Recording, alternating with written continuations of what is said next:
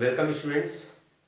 Science academy Siwan online bio classes में आप सबका स्वागत है और उम्मीद करता हूं कि ये ऑनलाइन का अभी का अंतिम क्लास हो। बिकॉज मंडे से हम लोग कोचिंग ओपन करने जा रहे हैं। ऐसे गवर्नमेंट का परमिशन नहीं है, लेकिन फिर भी जिस तरह से बाकी चीज़ें खुली हुई हैं और जो सूचनाएं मिल रही, न्यूज़ मिल रहा है कि बहुत सारे कोचिंग ऑलरेडी ओपन हो गए, तो साइंस एकेडमी मंडे से ओपन होने जा रहा है। तो 11th के सारे बच्चे क्लासेस आ सकते हैं। अपने पुराने टाइम पे बायो का टाइम 7 बजे और 9 बजे था, तो अपने अपने बैच में आ सकते हैं, बेहतर होगा। तो शुरू करते हैं आज का क्लास। इनफैक्ट हम लोगों ने ब्लड सर्कुलेटरी सिस्टम पढ़ लिया था, रक्त परिसंचरण तंत्र, जिसमें हम लोगों ने हार्ट के बारे में, ब्लड के बारे में और ब्लड वेसल्स के बारे में, आर्टरी वेन के बारे में पढ़ा था। एक छोटा सा सिस्टम और बचा हुआ है जिसका नोट्स ऑलरेडी आपको भेजा जा चुका है, वो है लिम्फेटिक सिस्टम, लसिका तंत्र। इसके बारे में भी जान लें। बेसिकली लसिका क्या होता है, लिम्फ क्या होता है, ये समझ जाए तो ये बहुत आसान है, बहुत ही छोटा सा है। मैंने बार बार जब हम लोग ब्लड वस्कुलर सिस्टम पढ़ रहे थे, ब्लड सर्कुलेटरी सिस्टम पढ़ रहे थे, है ना, तो उसमें मैंने कहा था कि ब्लड जो है, मुख्य रूप से ब्लड का plasma, maximum material, in fact RBC oxygen को लेके जाता है, पर उसके अलावा अगर हम लोग बात करें तो मैक्सिमम मटेरियल का ट्रांसपोर्टेशन ब्लड प्लाज्मा के द्वारा होता है। और ये इन पदार्थों को हमारे अंगों या टिश्यू उत्तक तक पहुंचाती है। सेल तक की बात कभी नहीं हुई थी। रीजन ये है कि ब्लड जो है इन मटेरियल को या तो ऑर्गन तक या टिश्यू तक पहुंचाती है, और उसके बाद वहां से ब्लड से इन मटेरियल को लेकर सेल तक पहुंचाने का काम लिम्फ का है। ठीक है, तो लिम्फ एक ब्रिज का काम करती है, एक पुल का काम करती है, एक मिडिल मैन का काम करती है, जो ब्लड से मटेरियल लेकर सेल को देती है, सेल से लेकर ब्लड को देती है। ठीक है, तो ब्लड का मटेरियल सेल तक, बेसिकली काम तो सेल के अंदर होना है, तो सेल तक पहुंचाने का काम, ब्लड से मटेरियल को लेकर सेल तक पहुंचाने का काम लिम्फ का है।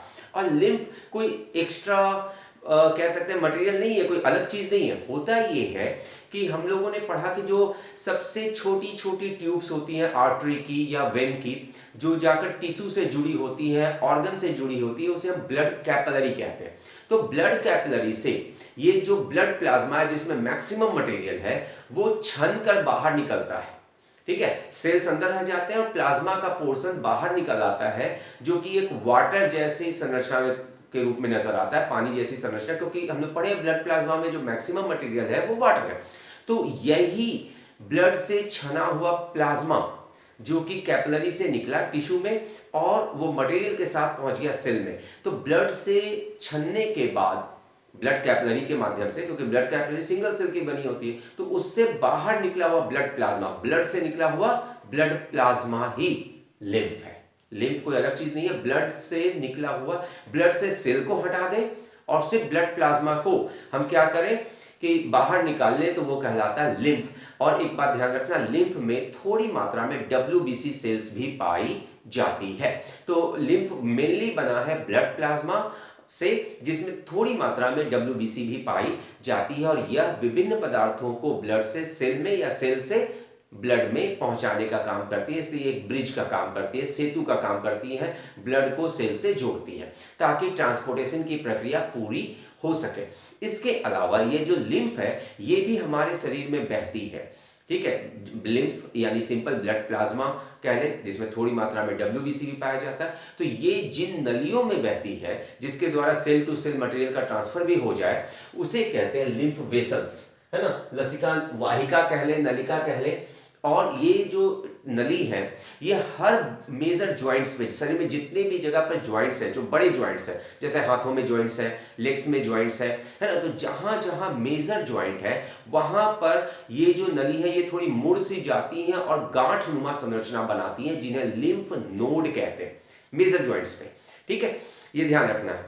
मेजर ज्वाइंट्स के पास ये सारी नलियां, जो जिससे लिम्फ प्रवाहित होता है, लिम्फ जिसमें सर्कुलेट होता है, वो नलियां ज्वाइंट्स के पास थोड़ी सी क्वाइल्ड हो जाती हैं और गांठ जैसी संरचना बनाती है। और जब भी हमारे शरीर में कोई इन्फेक्शन हो, कोई बीमारी हो, कोई समस्या हो, आपने गौर किया होगा अधिकांश बीमारियों के लक्षणों में मलेरिया हो, टाइफाइड हो या अभी कोरोना की बात हो रही हो, सब में, डेंगू में ये कहा जाता है कि जितने भी जोड़ है ना वहाँ सूजन हो जाती है, दर्द होता है। रीज़न, क्योंकि जब भी हमारे शरीर में कोई इन्फेक्शन होता है, कोई संक्रमण होता है, इस तरह की डिजीज होती है, तो लिम्फ तेजी से सर्कुलेट होता है, तेजी से बहता है। और इस दौरान जितने भी लिम्फ नोड हैं, यानी यहाँ पर जहाँ पर जिसके द्वारा वही लिम्फ वेसल्स या जो लिम्फ जिस नलियों में बहता है, वो नलियाँ मैंने अभी बताया आपको कि सारे जॉइंट्स में एक नोड बनाती है, गांठनुमा संरचना बनाती है, उसमें सूजन हो जाता है, वो गांठ बड़ी हो जाती है, स्वेल कर जाती है, और इसके कारण ही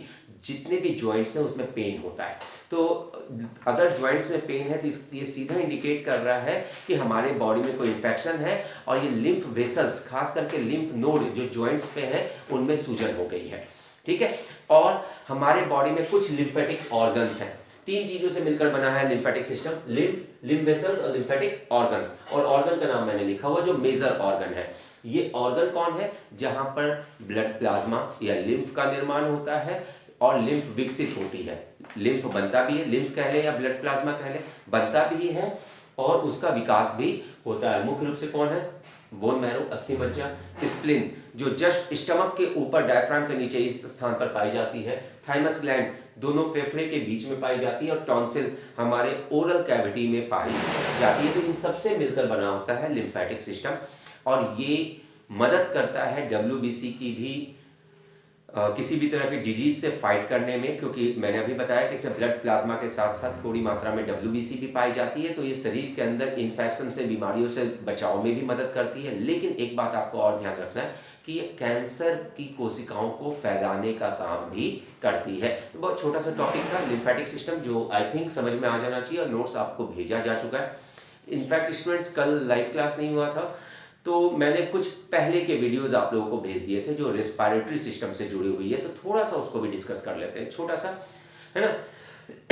रेस्पिरेशन हम सब कर रहे हैं, जन्म हुआ कर रहे हैं, और जिस दिन ये सांस लेना बंद हुआ हम मर जाएंगे, या बंद को ही मरा हुआ मान लेते हैं, है ना। थोड़ी देर सांस ना ले तो बहुत सारी समस्याएं होने लगती हैं, ये आप महसूस कर सकते हैं।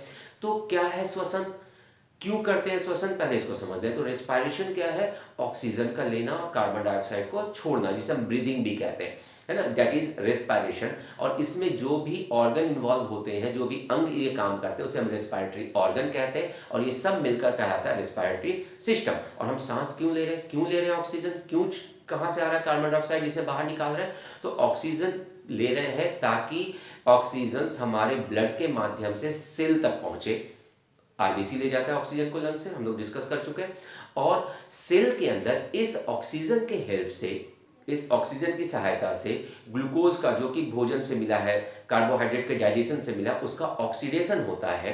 ठीक है। और ऑक्सीडेशन के फलस्वरूप 2 रिएक्शन होते हैं, ग्लाइकोलाइसिस और क्रेब्स साइकिल, जो मैंने कहा था बायोमॉलिक्यूल में, क्लास में छूट गया है ऑनलाइन में, हम लोग इसको ऑफलाइन जब क्लास शुरू होगा तो पढ़ेंगे। 2 केमिकल रिएक्शन सेल में होते हैं, ग्लूकोज का ऑक्सीडेशन होता है जिसमें 2 रासायनिक प्रतिक्रियाएं होती हैं, एक को कहते हैं ग्लाइकोलाइसिस और दूसरे को क्रेब्स साइकिल, जिसके फलस्वरूप ऊर्जा का निर्माण होता है ATP के रूप में, एडिनोसाइन ट्राइफॉस्फेट के रूप में। और इस केमिकल रिएक्शन के दौरान CO2, कार्बन डाइऑक्साइड, बेकार पदार्थ के रूप में बनता है, जिसे सेल बाहर निकाल देती है, ब्लड में डाल देती है, ब्लड उसे लंग्स में लेके आता है और हम इसे बाहर निकाल देते हैं।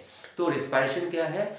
रेस्पिरेशन ऑक्सीजन का लेना ताकि सेल में जाकर ग्लूकोज का ऑक्सीडेशन हो सके, और इस प्रक्रिया द्वारा बनी कार्बन डाइऑक्साइड का शरीर से बाहर निकालना, यह कहलाता है रेस्पिरेशन। और इसमें जो अंग भाग लेते हैं उसे हम रेस्पिरेटरी ऑर्गन कहते हैं। और ये हमारे रेस्पिरेटरी ऑर्गन का सिस्टम का फिगर है, जिसमें कई ऑर्गन है। तो सांस मुख्य रूप से नाक के द्वारा लेते हैं, लेकिन माउथ से भी हम ले सकते हैं, क्योंकि दोनों आपस में जुड़ी होती है। कहाँ पर? फेरिंग्स के पास। इनफैक्ट फेरिंग्स, ये वर्ड छूट रहा था, फेरिंग्स के पास जुड़ी रहती हैं। फेरिंग्स के ठीक नीचे जो नदी है लेरिंग्स कहते हैं, और यहाँ पर एक त्रिभुजाकार संरचना पाई जाती है जिसे वोकल कॉर्ड कहते हैं। वोकल कॉर्ड, स्वर यंत्र, और इसी में हवा के जाने आने से, हवा के मूवमेंट से, फ्लो से आवाज उत्पन्न होती है। ठीक है। और वोकल कॉर्ड के नीचे ट्रैकिया जो बढ़ रही है ब्रोंकिया, और ब्रोंकिया अंदर में कई पतली पतली नलियों में बढ़ती है, और ये मिलकर ब्रोंकियल ट्री का निर्माण करती है लंग्स के अंदर, और इस हर एक नली के सबसे आखिरी छोर में छोटी छोटी बलून लाइक स्ट्रक्चर पाई जाती है जिसे एल्वोलाई कहते हैं। और इसी एल्वोलाई, ये समझ लें कि ये एल्वोलाई है जो सिंगल सेल से बना होता है, कोशिकाओं की एकल परत से बना होता है, और इसके ऊपर ब्लड वेसल्स पाई जाती है, रक्त है ना, कैपिलरीज पाई जाती है जो एक तरफ से ब्लड लेकर आती है, कौन सा, जिसमें कार्बन डाइऑक्साइड है। ठीक है, और हमने सांस लिया तो हवा इधर से होते हुए इसके अंदर बढ़ी गई, O2 यहाँ आ गया, और एक खास दबाव पर ध्यान रखना है, जब ऑक्सीजन का प्रेशर इसके अंदर 100 से अधिक होगा, और ऊपर जो ब्लड कैपिलरी है, रक्त वाहिका है जो प्रत्येक एल्वोलाई के ऊपर होती है, जिसमें CO2 का प्रेशर 40 Hg से अधिक होगा, तो उस प्रेशर पर CO2 अंदर चला जाता है और ऑक्सीजन ब्लड में आ जाता है, और इधर से निकलता है वो ब्लड जिसमें ऑक्सीजन है, जो फिर वापस हार्ट की ओर चल जाता है। हार्ट से आ रहा है कौन सा, कार्बन डाइऑक्साइड वाला ब्लड, और जा रहा है ऑक्सीजन वाला ब्लड। तो यहाँ पर गैसेस का एक्सचेंज होता है एक खास दबाव पे। अंदर दबाव कितना होना चाहिए, 100 Hg से अधिक, और यहाँ होना चाहिए 40 Hg से अधिक। उस दबाव पे गैसेस अपना स्थान बदल लेती है। इस प्रोसेस को एक्सचेंज ऑफ गैसेस कहते हैं। ठीक है, और इसके बाद क्या होता है, जैसे हमने सांस अंदर लिया, ऑक्सीजन अंदर गया, ये एक्सचेंज हुआ, तो अब अंदर आ गया कार्बन डाइऑक्साइड जो कि बाहर वापस छोड़ दिया जाता है। और इस काम के लिए जरूरी है कि लंग्स का फैलना सिकुड़ना, तो ये होता है डायफ्राम और रिब्स के मदद से। रिब्स यानी पसली, पसली में हड्डी भी है, मांसपेशियां भी हैं। तो होता क्या है, रिब्स जब फैलता है, डायफ्राम नीचे की ओर जाता है, तो ये इस एरिया का, अब ये फैलेगा तो ये ऐसा हो जाएगा इस बाहर की ओर, ठीक है, ये नीचे की ओर। तो इससे क्या होगा कि इस एरिया का जो वॉल्यूम है, आयतन है, बढ़ जाएगा। और जब बढ़ेगा तो फिजिक्स ये क्या कहता है कि कोई भी जगह खाली नहीं है, सब जगह को घेरने के लिए हवा आती है। तो ये जब फैलेगा तो अंदर का वॉल्यूम बढ़ जाएगा, तो उस जगह को घेरने के लिए हवा अंदर आएगी, और हवा के आने से एल्वोलाइज जो है वो फूल जाएंगे, जिससे लंग्स का आकार बड़ा हो जाएगा। लंग्स का आकार बड़ा हो गया, और इसी समय एक्सचेंज ऑफ गैसेस की प्रक्रिया होगी, और जैसे ही ये फिर वापस अपनी जगह पर आएगा तो वो फैले हुए लंग्स पे प्रेशर बनाएगा, है ना, क्योंकि लंग्स तो फैला हुआ है। अब ये सिकुड़ेगा तो फैले हुए लंग्स पे दबाव बनेगा, जिससे कि अंदर अब कार्बन डाइऑक्साइड है वो दबाव के कारण वापस बाहर निकल जाएगा, और इसी को कहते हैं रेस्पायरेशन। ठीक है, तो रेस्पायरेशन, हवा का अंदर आना, बाहर जाना, ऑक्सीजन का अंदर आना, कार्बन डाइऑक्साइड का बाहर जाना, ये डिपेंड करता है डायफ्राम और रिब्स के ऊपर, उनके फैलने सिकुड़ने से प्रक्रिया होती है। और गैसेस का एक्सचेंज लंग्स के अंदर एल्वोलाई में होता है, जिसकी संख्या मिलियंस में पाई जाती है।